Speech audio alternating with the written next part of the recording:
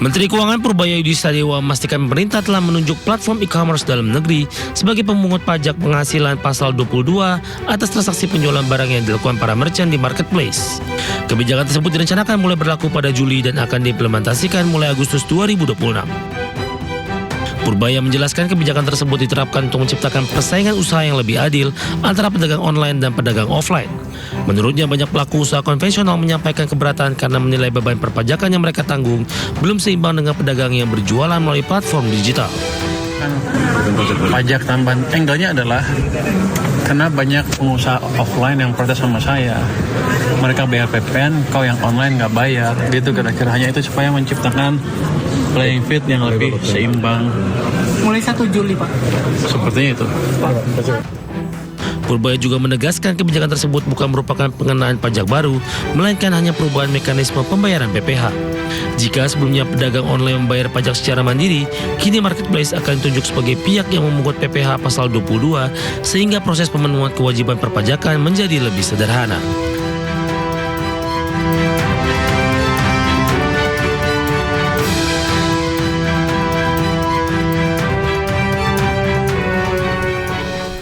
Ya, niat hati mendulang untung lewat pasar digital yang makin meninggi, apa daya jerat pajak e-commerce kini datang membebani saat pelaku UMKM menjerit karena margin usaha kian tergerus hari demi hari. Apakah artinya regulasi justru dipaksakan tanpa berpihak pada ekonomi pribumi? Apakah aturan ini memang yang diharapkan supaya ekonomi naik, bergerak, UMKM terbantu? Kita akan berbincang bersama pengamat pajak Universitas Roni Bako. Selamat malam Pak Roni, Assalamualaikum Pak. Malam, Waalaikumsalam. Terima kasih ya Pak Roni ya sudah berkenan berbagi di Sindo Prime. Pak Roni, menurut Anda apakah memang sudah waktunya Pak untuk pengenaan pajak ini kepada di e-commerce kita untuk pada pelaku UMKM di online ini Pak? Ya sebenarnya sih agak terlambat saya katakan Terlambat gitu, karena malah. kan nilai perdagangan kita, nilai ekspor impor kita kan cukup tinggi. Itu yang pertama. Kedua, orang Indonesia tuh termasuk orang di dunia yang rajin megang handphone. Tadi ujung-ujungnya itu tadi bisa dia melihat jualan, bisa juga sebagai pedagang juga, itu sebenarnya alasannya.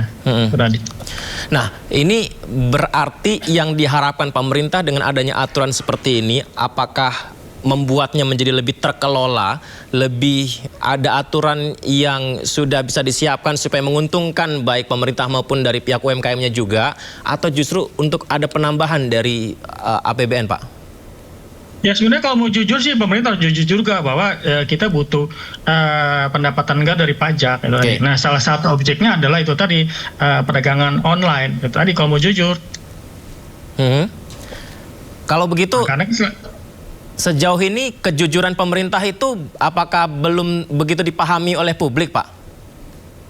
Ya seharusnya fair aja bahwa negara ini butuh pajak, pajak dari rakyat. Nah salah satu objeknya adalah perdagangan online. Tadi, nah sekarang kan diaturkan tentang mekanismenya kan, tapi kalau menurut saya sih bukan mekanismenya yang harus diperhatikan, tapi barang yang diperdagangkan itu yang harus jangan salah kaprah. Maksudnya kebutuhan dasar kayak 9 kebutuhan pokok itu, ya seharusnya kan itu sudah ada pajaknya di situ. Ketika dijual online kok kena pajak lagi. Itu yang bagi saya yang saya persoalkan adalah barang yang diperdagangkan itu yang harus selektif gitu, jangan sampai yang sudah misalnya sekarang kita kan bisa membeli di online itu kan 9 kebutuhan pokok tuh tadi kan.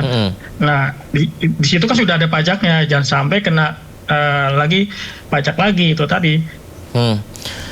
Berarti selektif yang ideal itu seperti apa Pak untuk pengenaan pajak meskipun ini terlambat Pak? Bisa diterangkan kembali? Ya seharusnya itu tadi ya barang-barang yang konsumsi yang bukan primer kebutuhan pokok itu tidak perlu dikenakan. Nah tapi masalahnya adalah apakah kita punya data barang yang diperdagangkan di perdagangan online? Karena kan penjual kan hanya menjual aja kan. Nah, padahal kan dia ada mekanisme akan diinput PPh oleh marketplace yang ditunjukkan. Nah itu tadi pertanyaan besar di situ tadi, apakah pemungut PPh-nya itu sanggup bisa monitor barang-barang yang diperdagangkan. Itu tadi. Baik, ini saya baca sedikit ya, Pak Roni, untuk informasi selengkapnya. Berdasarkan PMK nomor 37 tahun 2025, pemerintah mengecualikan omset hingga 500 juta rupiah pertama dalam 1 tahun dari pengenaan pajak. Jadi jika omset masih di bawah 500 juta rupiah dalam setahun, bebas dari pemungutan PPh, asalkan menyerahkan surat pernyataan kepada pihak marketplace. Bagaimana Pak? Ya itu kan dari omsetnya, omsetnya oke aja menurut saya kan. Nah, tapi masalahnya itu tadi oke lah, berarti dia tidak melihat barang tapi melihat omset. Tadi kan ya itu bisa juga terjadi. Nah tapi masalahnya apakah marketplace itu yang dihitung itu tahu pedagang online itu siapa aja. Yang punya data itu kan ada Komdiji, masalahnya bukan Kementerian Keuangan. Itu yang salah kaprah berikutnya. Kenapa nggak diajak Komdiji untuk ngatur itu tadi, bahwa yang punya lalu lintas perdagangan online itu bukan Menteri Keuangan, Menteri Komdiji itu tadi.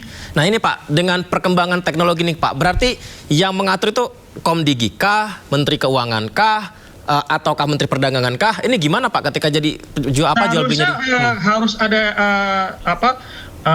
kerjasama lah. Yang punya lalu lintas itu adalah Komdiji, yang mungut adalah Kementerian Keuangan. Tapi yang tahu siapa pedagangnya adalah Kementerian Hukum. Tadi, jadi nggak bisa Menteri Keuangan main sendiri, nggak bisa menurut saya tuh. Ya itu tadi. Kalau platformnya sendiri Pak, ini kan ditunjuk ada, saya sebut saja lah ya, marketplace-nya Tokopedia, Shopee, Lazada, dan Blibli yang akan menjadi marketplace ditunjuk skema pemungutannya. Ini apakah mereka mengerti atau tahu dari mana saja, siapa saja yang jualan itu Pak? Ya mereka kan lihatnya dari orang yang punya di handphonenya ada aplikasi, misalnya tadi yang Mas tadi bilang kan, misal Tokopedia lah, kan. Jadi misal di handphone saya ada Tokopedia, saya membeli di situ nilai 500 juta kena PPh tadi. Nah tapi kan itu kan kewenangan Komdiji yang punya lalu lintas itu gitu loh. Maksudnya lihat fungsi Menteri Keuangan apa, lihat fungsi Menteri Komdiji apa. Jadi nggak bisa Kementerian Keuangan memungut pajak yang bukan fungsinya dia. Harus ada kerjasama lah, saya setuju itu, tapi harus ada kerjasama dengan Komdiji yang punya lalu lintas itu tadi. Berarti kalau misalnya teknisnya adalah Menteri Keuangan bicara soal pajaknya dan menyerahkannya kepada marketplace, ini rasa-rasanya agak sulit karena memang itu bukan wilayahnya, seperti Komdigi tidak dilibatkan, Menteri Hukum nggak terlibatkan gitu Pak ya maksudnya? Iya, jadi itu kan Komdiji kan punya lalu lintas perdagangannya. Terus dia kan tergantung sama listrik kan? Listrik kan PLN. Ya.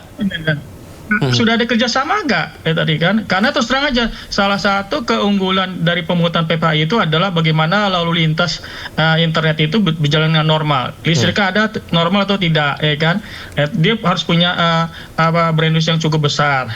Jadi nggak bisa hanya mungut-mungut aja, tapi sudah dipikir ke depan nggak bahwa koordinasi dengan Komdiji, terus lalu lintas itu juga butuh listrik. Nah, listrik itu harus stabil. Itu tadi.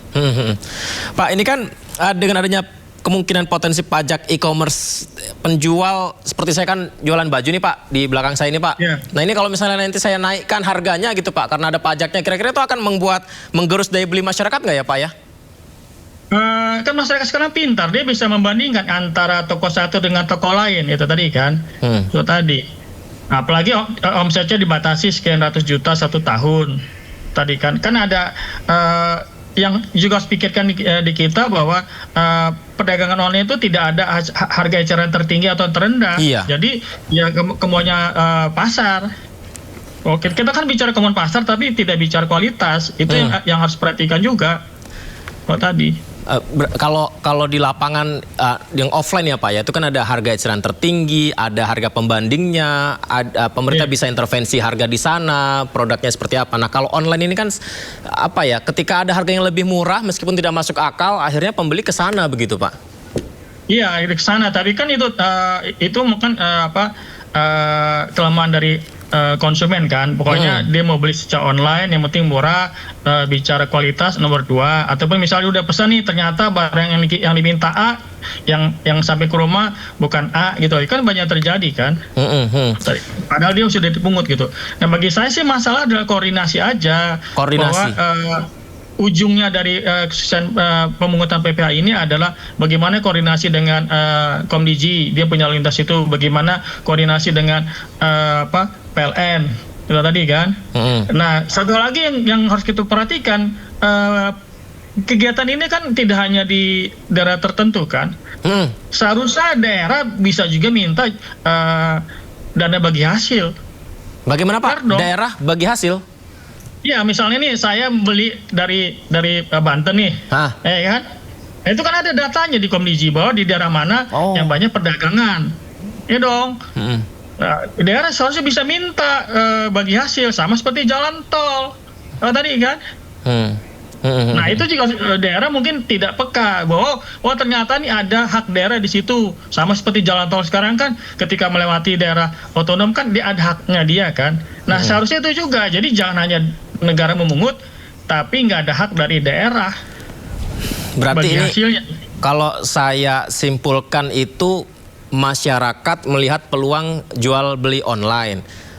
Dan itu ada kemudahan di situ. Akan tetapi aturannya belum mengikat. Nah, ketika sekarang ada sejumlah aturan yang akan dimasukkan, itu membuat jadi kayak mulai mempertimbangkan gitu ya Pak ya. Ini ternyata jadi ada tambahan pajak dan lain sebagainya. Khawatir begitu ya Pak? Ya, konsekuensi tadi bahwa ketika pedagang itu akan dikenakan PPh, otomatis dia akan naikkan harga ecerannya. Kalkulasi harga pokoknya akan digunakan, yang tadinya dia tidak kena pajak akan ditambahkan misalnya 0,2%, sehingga barangnya naik itu tadi. Kalau kita dari segi akuntansi itu tadi, barang karena akan dikenakan pajak mau tidak mau barang itu akan dinaikkan dulu baru dijual. Itu tadi. Baik, itu yang artinya Pak Roni sampaikan tadi terlambat ya Pak, itu yang mendasari begitu? Ya, terlambat maksudnya, ya tapi daripada tidak sama sekali, ya why not. Cuman bagi saya koordinasi itu penting, jadi nggak segampang itu Menteri Keuangan mungut-mungut, banyak hambatan yang harus dihadapi. Nanti kasihan ininya pemungut pemungut pajaknya itu tadi kan, ternyata kalau misalnya nih ngiseng aja nih Komdiji, misalnya internetnya nggak bagus, ya kan nggak kepotong juga PPh-nya kan. Baik, ini sebelum mempertimbangkan apa yang Pak Roni sampaikan ya, ini ternyata sudah ada targetnya Pak. Jadi Dirjen Pajak menargetkan penerimaan pajak dari sektor perdagangan digital meningkat hingga 2 kali lipat Pak, usai diterapkannya mekanisme pemungutan PPh pasal 22 oleh Marketplace. Kita simak dulu ya informasinya.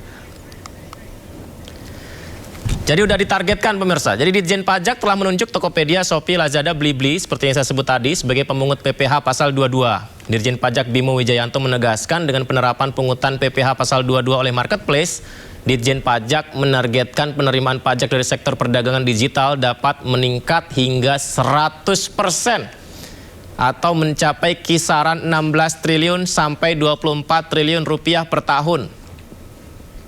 Hingga saat ini realisasi penerimaan dari sektor tersebut telah mencapai sekitar 8 triliun hingga 12 triliun rupiah per tahun. Meski demikian masih terdapat ruang yang besar untuk meningkatkan penerimaan melalui penguatan sistem perpajakan. Rata-rata dari sekitar yang saya amati ya, 5 tahun ke belakang itu konsisten meningkat. Angka terakhir itu mungkin sekitar 8 triliun sampai 12 triliun setahun. Nah, mudah-mudahan dengan pemungutan ini kepatuhan meningkat, akurasi pemungutan juga membuat akurasi perbandingan data di Korteks kami meningkat. Kami berharap setidaknya bisa, katakanlah ya, insya Allah bisa naik 100% lah. Jadi di angka mungkin 16 sampai 24 triliun setahun. Wow, dapat sampai 24 triliun per tahun. Besar sekali potensinya Pak Roni. Kalau Anda lihat gimana Pak? Ya kalau saya sih terlalu kecil kalau 24 triliun loh. Malah kecil? Kecil. Kenapa saya kecil? Itu tadi lihat saja bahwa berapa banyak orang Indonesia punya handphone. Rata-rata 2. Ya kan? Terus di handphonenya ada aplikasi. Ya, apalagi kalau hari-hari tertentu ada jualan murah gitu tadi kan. Nah, mungkin masalah yang bisa lebih dari 24 triliun kalau misalnya Tokopedia sejenis itu ditingkatkan gitu. Jadi itu kan perlu adanya UMKM yang bisa menyangi Tokopedia gitu tadi. Ya kan? Itu. Baik. Karena sebenarnya yang mirip Tokopedia tuh banyak. Kalau kita melihat di Facebook, kalau banyak orang yang jualan kan. Kalau tadi kan. Nah tadi apakah Facebook juga termasuk yang orang yang menjual di Facebook itu atau di TikTok kita termasuk target juga? Apakah dia sebagai pemotong juga? Nah itu tadi. Jadi banyak orang yang berjualan yang secara online, tapi itu tadi tidak ada baju hukumnya, tidak ada bentuk usahanya. Itu tadi. Saya sebut sajalah media sosialnya ya, karena orang berjualan juga tidak hanya di 4 platform tadi ya Pak ya. Ada Facebook, ada Instagram, ada TikTok, ada Twitter juga. Ini berarti tidak cukupkah Pak dengan 4 platform tadi yang disebut pemerintah? Nggak cukup itu tadi. Dengan adanya media sosial yang kekinian sekarang itu terus terang situ banyak orang yang jualan tadi kan. Nah sekarang menggapainya gimana tadi kan? Karena kalau dari 4 platform tadi kan khusus platform jualan Pak ya. Sementara ada platform yang tidak khusus jualan tapi jadi media sosial yang ada salah satu spesifikasinya bisa jualan. Nah ini yang bingung gitu untuk menerapkan pajak itu gimana Pak kalau omsetnya bisa 500 juta tadi? Ya itu tadi yang punya data kan Komdiji masalahnya. Nah itu. Ya kan? Kalau nggak koordinasi Komdiji mungkin ya tutup mata aja ya tadi kan, karena yang punya lalu lintas itu kan Komdiji, dia tahu misalnya media sosial tadi jualan, ada datanya semua itu real time semua tadi. Nah jadinya tadi kalau 24 triliun kecil lah, bangsa 60-70 bisa dapat kalau koordinasi dengan Komdiji. Jadinya gini nggak sih Pak Roni, kalau ada 4 platform tadi yang ditunjuk pemerintah, ntar malah pembeli mencari di platform yang tidak kena potongan pajaknya. Bisa kemungkinan gitu nggak Pak Roni? Pasti, bukan kemungkinan, itu pasti. Pasti malah. Pasti itu. Berarti repot apalagi yang ditunjuk pemerintah tadi ya Pak? Iya, orang akan cari yang bisa jualan yang tidak yang disebutkan. Yang punya data kan Komdiji ada datanya ribuan orang jualan online media sosial itu tadi. Ribuan bukan ratusan loh. Tadi. Dan Komdiji punya data dan mampu ya Pak untuk bisa memberitahukan kerjasama dengan Kementerian Keuangan juga ya? Iya, Pak tadi. Baik, Pak Roni. Kalau 20 itu kecil lah itu tadi. Pak Roni terima kasih banyak ya. Semoga nanti ada kesempatan kita berbincang bersama dengan pihak pemerintah juga ya Pak ya, untuk menyampaikan apa yang disampaikan Pak Roni supaya lebih jelas lagi. Terima kasih ya Pak Roni.